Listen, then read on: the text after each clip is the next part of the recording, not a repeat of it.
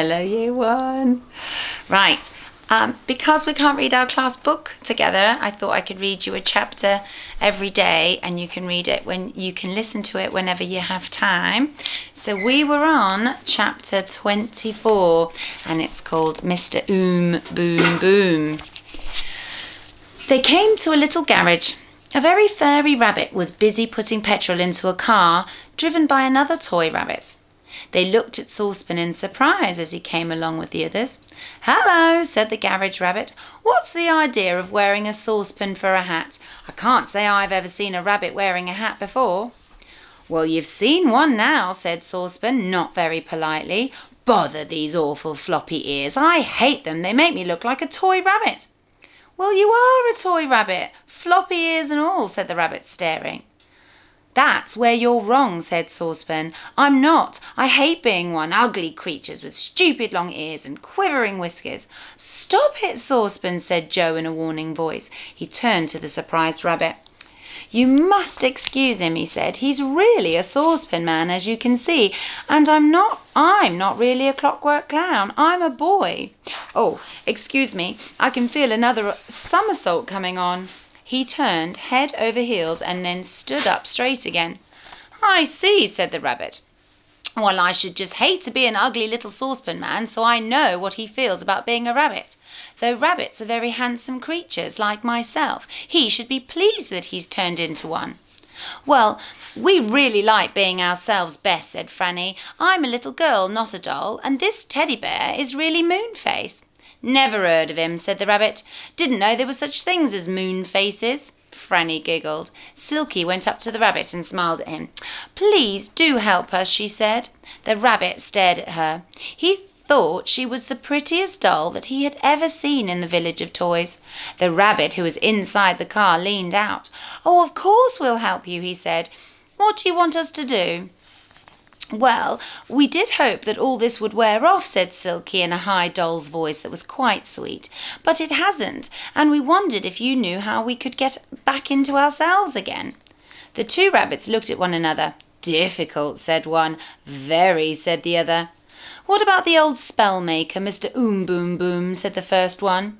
"If he's in a good mood, he might do something for them." "Oh, yes, but if he's in a bad mood, he might turn them into something worse," said the second rabbit. "Oh, well, then we won't go there," said Joe hurriedly, and he turned another somersault. "We could see if he's in a good or a bad mood before we say anything," said the rabbit. "I'll take you there in my car, if you can all squeeze in." "Well, we could try," said Moonface, his little round teddy bear face looking worried. The rabbit told Silky to sit next to him. He thought she was really beautiful and very sweet. "I'm sure that if you went to ask Mr. Boom Boom a favour, he would say yes at once," he said. "I never saw anyone as pretty as you." "Well, you're a very handsome rabbit," said Silky, and that pleased him very much. They all squeezed into the car somehow, waved to the friendly garage rabbit, and set off. "I feel a somersault coming on," said Joe suddenly. "I'm so sorry, but will you please stop the car so that I can get out and turn head over heels?" "Oh, you're going to be a bit of a nuisance," said the rabbit driver. "Can't you do about a dozen and make those do for a while?"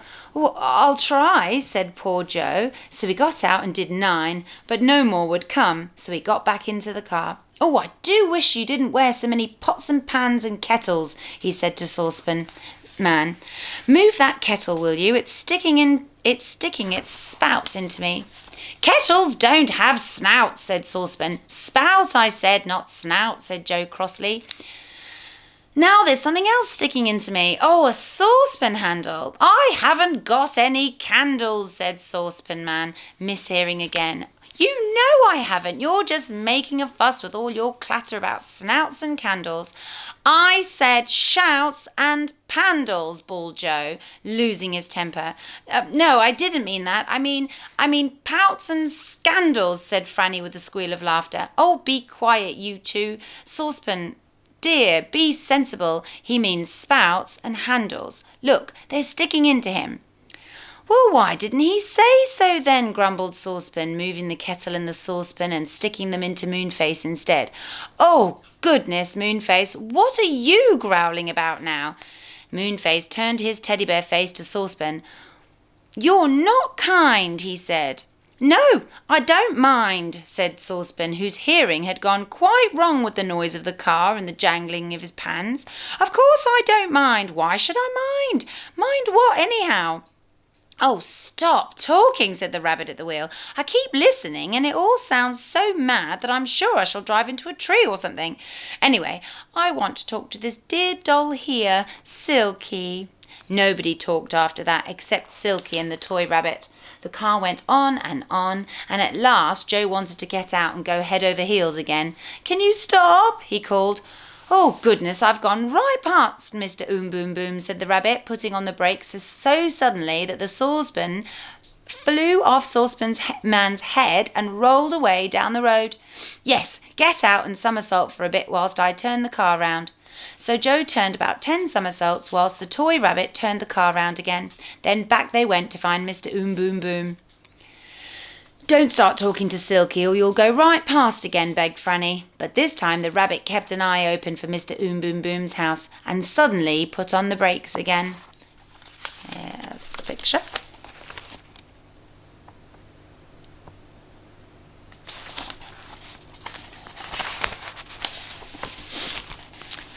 "There goes another of my saucepans," groaned Saucepan. "Do we have to stop so suddenly?"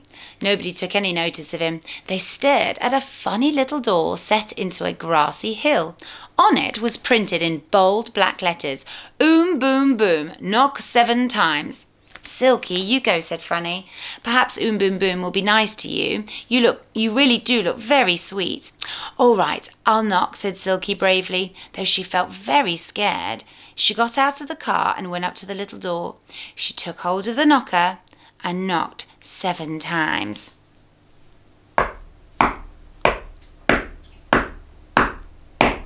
A loud voice came from inside. "Stop knocking! Once is quite enough." "Oh dear, he's in a bad mood," called the rabbits. "Come back quickly, Silky, and we'll drive off." "I can't come," wailed Silky. "The knocker's got hold of my hand. It won't let go." Joe jumped out at once and went to help her, but Silky was quite right. The knocker had tight hold of her hand and wouldn't let go. Moonface went to help too, and then the saucepan man, looking very worried. And just at that very moment the door opened, pulling poor Silky with it, and a voice boomed out loudly, "What's all this? Disturbing me in the middle of my spells?" Everyone thought that Boom was a very good name for him, booming at them like that.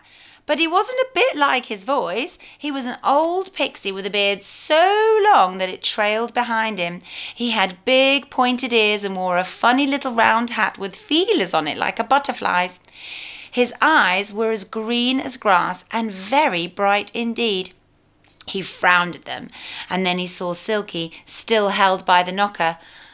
"Ah," he said, and a smile broke out all over his face like the sun shining out suddenly. "Ah, what a dear little doll. No wonder my knocker wouldn't let you go. Where did you come from? I've never seen a doll as pretty as you. Do you know where you ought to be?" "No," said Silky with a gasp. "You ought to be standing at the very top of the great big Christmas tree that Santa Claus has in his castle," said Boom. "He's always looking for the prettiest doll in the world to put there, but he's never found one as pretty as you yet." I'm not a doll," said Silky. "I'm a fairy. I've been turned into a doll today." "Let her go, knocker," said the pixie. "Come in, all of you. Why have you paid me this visit?" "He seems in a very good mood now," whispered Joe to Moonface. "But I think it's safe to go in." They all went in, and the door shut with a bang that made them jump. Inside there was a narrow, very winding passage that led into the hill.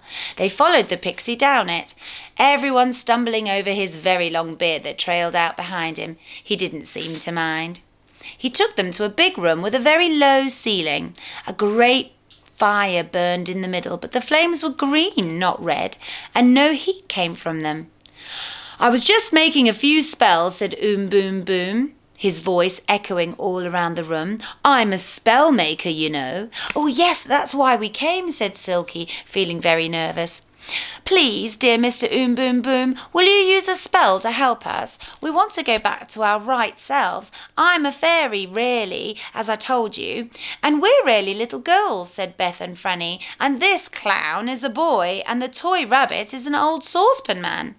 And I'm Moonface, said Moonface, his little teddy bear face looking very earnest. Please do help us. Ha, said Oom Boom Boom, looking round and beaming. Well, I don't mind doing that. That's easy. But I'll do it on one condition. What's that? Asked Joe, with his heart sinking. I'll turn 5 of you back to your own shapes, but I want this little doll here, the very pretty one, to stay with me so that I can sell her to Santa Claus to put on the top of his Christmas tree. It will be such an honour for her. You'd love that, wouldn't you, my dear? He said to Silky, turning to her. Silky looked very frightened. Well, I'll stay and let you sell me to Santa Claus, she said, if you'll use a spell on the others. Oh, dear, darling Silky, said Moonface, putting his furry arm round her. How sweet you are, but we wouldn't let you. We'd never leave you here alone. Never, said Joe, never. Never, never, never, never, said Joe, Beth and Franny. I'm going to stay, said Silky, looking as if she was going to cry, but smiling them at the same time. It won't be so bad going to Santa Claus, though it sounds very dull standing on the top of his Christmas tree, but it's for you see, so I want to do it. Well, of course she wants to do it, said Oom Boom Boom. She's a sensible little doll. Be quiet, said Joe. I tell you, we won't let her do it. We'd rather be toys all our lives than that. Mr. Oom Boom Boom lost his temper. He rushed at Joe, but Joe did a very clever thing. He caught him by his very long beard, dragged him to a big table and tied him to it with his beard, making dozens of knots. Now quick, let's go, he cried. Sorry about tying you up, Oom Boom Boom, but you're not going to have Silky. Run, everyone. They ran up the winding passage and came out on the hillside. And oh, thank goodness, there was the rabbit waiting in his car. What a wonderful sight. That's chapter 5 in Santa Claus's Castle, and we'll read that one tomorrow.